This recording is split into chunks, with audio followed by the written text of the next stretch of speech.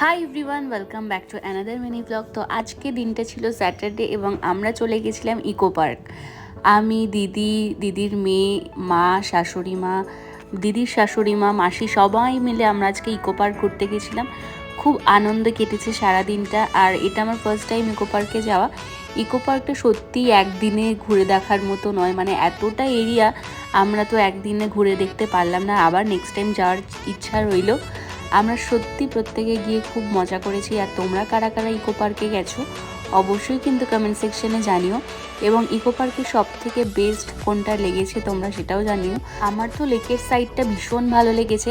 আর এদিন সত্যি এত মানুষের ভিড় হয়েছিল, কয়েক হাজার মানুষ ওখানে গেছিলো। আর প্রত্যেকে সত্যিই খুব এনজয় করছিল নিজেদের মতো। তো এরকম ছোট ছোট ঘুরতে যাওয়াগুলো সত্যি ভীষণ রিফ্রেশিং একটা ফিল দেয়। তো দেখা হচ্ছে পরের ভিডিওতে।